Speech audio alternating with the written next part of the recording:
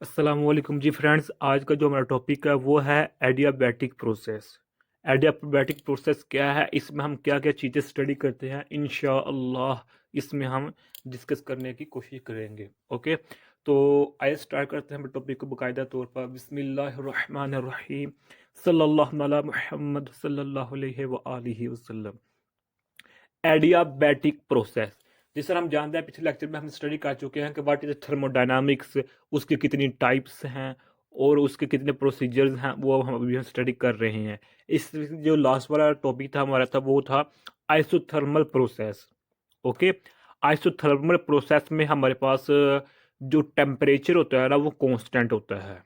Okay, जबकि adiabatic process में हमारे पास जो एनर्जी होती है, इंटरनल एनर्जी, जिसे हम क्यू से डिनोट करते हैं, वो हमारे पास ज़ीरो होती है, या डेल्टा यू हमारे पास ज़ीरो होता है। ओके, तो डेफिनेशन देखिए, in thermodynamics and adiabatic process is a type of thermodynamics process. ये भी याद रखिएगा कि जो हमारे पास आइसोथर्मल प्रोसेस ये होगा, या एडियाबैटिक प्रोसेस हो गया, या इससे आगे वाले जो नेक्स्ट प्रोसेसेस है आइसोचोरिक हमारे पास प्रोसीजर हैं, ये तमाम तमाम टाइप्स हैं किसकी, थर्मोडायनामिक्स प्रोसीजर की। ये थर्मोडायनामिक प्रोसीजर क्या है, यह हमने पिछली वीडियो में डिस्कस किए हुए हैं। ओके, थर्मोडायनामिक्स यानी कि थर्मो मीन कोई हीट, एनर्जी या टेम्परेचर, डायनामिक जो कि मोशन की हालत में हो, यानी कि ऐसा प्रोसीजर जिसमें हीट या एनर्जी या टेम्परेचर मोशन में हो, उसको हम थर्मोडायनामिक्स प्रोसीजर कहते हैं। ये हमने इस पर भी काफ़ी सारी डिटेल में बात की है पिछली वीडियो में। ओके, तो जो हमारे पास एडियाबैटिक प्रोसेस है जो हमारे पास एडियाबैटिक, ये थर्मोडायनामिक्स की एक टाइप है। ओके, विच जो के अकर्स विदाउट ट्रांसफरिंग हीट और mass between the system and its surrounding, जिसमें ऐसा प्रोसीजर जिसमें हीट या मैस सिस्टम और सराउंडिंग के मबैन, इन दोनों के दरमियान तबादला ख्याल, चेंजिंग नहीं होती, उस प्रोसेस को हम एडियाबैटिक प्रोसीजर कहते हैं। अच्छा, ये भी याद रखिएगा कि बहुत सारे डेफिनेशंस में इधर हीट लिखा होता है, मैथ्स बहुत कम जगह पर लिखा होता है। अगर आप हीट लिख देते हैं तो काम चल जाएगा, अगर सिर्फ आप मैथ्स लिखेंगे तो काम नहीं चलेगा। ओके, हीट का लफ्ज़ जो आना वो लाजमी है। अगर आप दोनों लिख देंगे तो फिर बेहतर हो जाएगा। ओके, लेकिन ज़्यादातर डेफिनेशन में हीट ही लिखा होता है या एनर्जी लिखा होता है। ओके हो गया। तो पहले अब हमें यह भी पता होना चाहिए कि सिस्टम किसे कहते हैं, सराउंडिंग किसे कहते हैं। सिस्टम उसे कहते हैं जिस पर काम हो रहा हो, उसको हम सिस्टम कहते हैं। और सराउंडिंग यानी कि माहौल, इर्द गिर्द वाला, तो सिस्टम से अराउंडिंग जो भी चीज़ होगी, मिसाल के तौर पर हमारे पास ये सिस्टम है, इसके अंदर कोई कोई भी वर्क हो रहा है, तो इसकी तमाम ये जो बैरूनी चीज़ें हैं, इससे बाहर वाली ये इस सिस्टम की सराउंडिंग है। ओके हो गया। तो अब देखें कि जब सिस्टम और सराउंडिंग, यानी कि ये सिस्टम हमारे पास अंदर वाला, सिस्टम और सराउंडिंग, ये हमारे पास सराउंडिंग है, सिस्टम और सराउंडिंग के मबैन हीट ना अंदर आए बाहर से, सराउंडिंग से, और ना सिस्टम से बाहर हीट जाए, हीट मीन एनर्जी। ओके, उस प्रोसेस को हम एडियाबैटिक प्रोसेस कहते हैं। ओके हो गया। अब हम नेक्स्ट चलते हैं। सपोज करें हमारे पास एक ये कंटेनर है, कंटेनर में कोई बॉक्स है एक तरह का, ये डायग्राम को बना लीजिएगा। ओके, ये दो हमारे पास क्या है, ये दोनों एक ही साइज के हैं। ओके, ये दोनों एक ही साइज के हमारे पास कंटेनर यानी कि बॉक्सेस हैं। अब यहाँ हमारे पास एक पिस्टन है, ये हमारे पास एक पिस्टन है। ओके हो गया। और जो हमारे पास ये पिस्टन है, ये हमारे पास पिस्टन ये मूवेबल होगा, यानी कि ये ऊपर नीचे आ जा सकता है। ओके हो गया। अब जो हमारे पास ये कंटेनर की जो ये वॉल्स हैं, ये क्या होनी चाहिए, इंसुलेटर मटेरियल की होनी चाहिए। इंसुलेटर मटेरियल मीन के ना इस वाल्स के अंदर कोई चीज़ जा सके, ना बाहर जा सके, ना अंदर जा सके, वो चाहे वो इन एनर्जी यानी कि हीट ही क्यों ना हो, यानी कि इस किस्म का हमारे पास मटेरियल होना चाहिए। ओके, कि वो हो हीट को भी, जिस तरह हम जानते हैं कि अगर हम किसी चीज़ को बाहर से पकड़ें तो हमें महसूस होने लग जाता है कि अंदर इसके ठंडा पानी है, गर्म चाय है। लेकिन ये इंसुलेटर मटेरियल एक ऐसा मटेरियल का होना चाहिए कि हमें पता ना चले कि क्या एनर्जी वाकई अंदर आ रही है जा रही है। ओके, ये वाज मटेरियल होनी चाहिए और जो हमारे पास पिस्टन है वो मूवेबल होना चाहिए, और इसके अंदर हमारे पास ये पार्टिकल्स हैं। ओके, सपोज करें हमारे पास ये पार्टिकल्स है, ये डायग्राम हमारे पास ए है, ये डायग्राम हमारे पास बी है। ओके हो गया। अब हम क्या करेंगे कि इस पिस्टन को मजीद, ये है ना इधर, अब हम पिस्टन को ऊपर से प्रेशर डालते हैं तो ये पिस्टन को हम नीचे कर देते हैं। ओके, पिस्टन को हम नीचे कर देते हैं, और जो पार्टिकल्स हैं इनके के दरमियान स्पेसिस मजीद कम हो जाती हैं। इधर पार्टिकल के दरमियान स्पेसिस हैं, लेकिन जब हमने ऊपर से पिस्टन के जरिए प्रेशर डाला इस वॉल्यूम पर तो वो पिस्टन नीचे आ गया, और ये हमारे पास मालिक्यूल मजीद डेंसर हो गया, आपस में मिल गए। ओके हो गया, यहाँ तक ठीक है। अब हम सपोज करते हैं हमारे पास इस कंटेनर का V1 है, या वॉल्यूम 1 हमारे पास। ओके, टेम्परेचर हमारे पास T1 है, प्रेशर हम सपोज करते हैं हमारे पास P1 है। ओके, अब इधर इसमें देखिए हमारे पास V2 है, T2 है हमारे पास, और हमारे पास P2 है।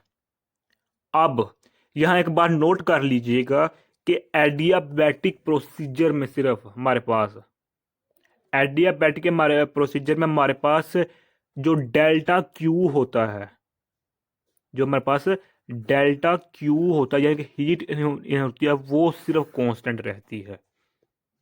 ये मेन इंपॉर्टेंट बात मैं आप लोगों से अर्ज कर रहा हूं कि जो हमारे पास हीट होती है वो कांस्टेंट रहती है। हीट का मतलब क्या है कि ना इस मालिक्यूल्स के एनर्जी बाहर जा सकती है, और ना बाहर से एनर्जी इन मालिक्यूल्स को हासिल हो सकती है। ओके, अब हमारे पास वॉल्यूम भी चेंज हो रहा है, टेम्परेचर भी चेंज हो रहा है, और प्रेशर भी चेंज हो रहा है। अब देखें, इधर हमारे पास P1 था, T1 अब V1 है। अब जब हम इसको ऊपर से पिस्टन के जरिए इस पर हमने प्रेशर डाला तो हमारे पास प्रेशर चेंज हो गया, क्योंकि इधर हमारे पास प्रेशर कम था। अब हमने पिस्टन के जरिए प्रेशर डाला तो हमारे पास प्रेशर चेंज हो गया, ज़्यादा हो गया। प्रेशर चेंज हुआ, उसके साथ हमारा जो वॉल्यूम है, प्रेशर के साथ हमारे पास वॉल्यूम चेंज हो गया। वॉल्यूम कैसे चेंज हुआ? इधर मालिक्यूल के दरमियान जो स्पेसिस थी वो ज़्यादा थी, और इधर मालिक्यूल के पास स्पेसिस बहुत कम हो गई, जो हमारे पास वॉल्यूम है वो डेंसर हो गया है, जबकि इधर हमारे पास वॉल्यूम रेयर था। या दूसरे फायदे का, इधर हमारे पास मीडियम रेयर था, और इधर पास हमारे पास जो मीडियम है वो डेंसर है। ओके, जब ये दोनों चीजें चेंजिंग हो तो हमारे पास टेम्परेचर भी चेंज हो जाएगा। टेम्परेचर भी हमारे पास क्या हो जाएगा, चेंज चेंज भी ज्यादा हो जाएगा, हमारा टेम्परेचर हो जाएगा, हमारे पास टेम्परेचर जो होगा वो ज्यादा हो जाएगा। तो हम कह सकते हैं ये तीनों चीजें क्या है, ये हमारे पास क्या है, चेंज हो रही है।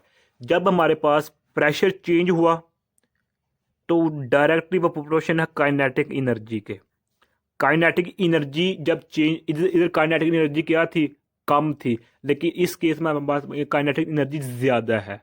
ओके, जब काइनेटिक एनर्जी ज्यादा कब होती है, जब वो जमीन के लेवल के ग्राउंड के करीब आ जाती है, या मालिक्यूल के दरमियान डिस्टेंस बहुत ज्यादा, डिस्टेंस बहुत कम होता है, यानी कि एक दूसरे करीब होते हैं और जमीन के लेवल के करीब होते हैं, तो हम उसको ऑलमोस्ट कहते हैं काइनेटिक एनर्जी वहाँ ज्यादा होती है।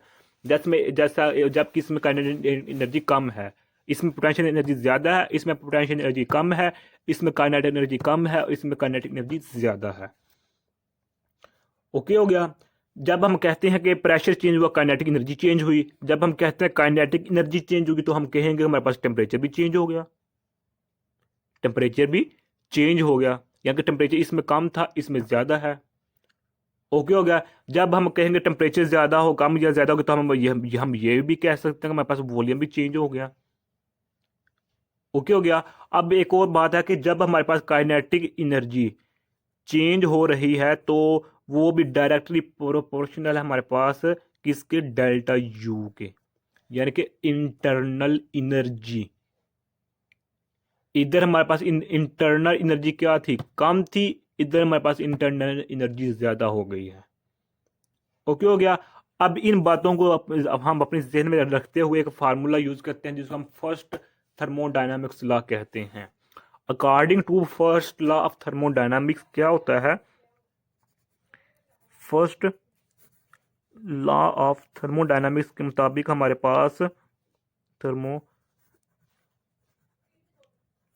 द डायनामिक्स मतलब हमारे पास delta Q is equal to delta W plus delta U, या इसको हम इस तरह कह सकते हैं। ओके हो गया। अब हमारे पास जो ये हमारे पास इंटरनल वो है, हीट है जो कि इस सिस्टम से ना बाहर जा रही है ना बाहर से अंदर आ रही है।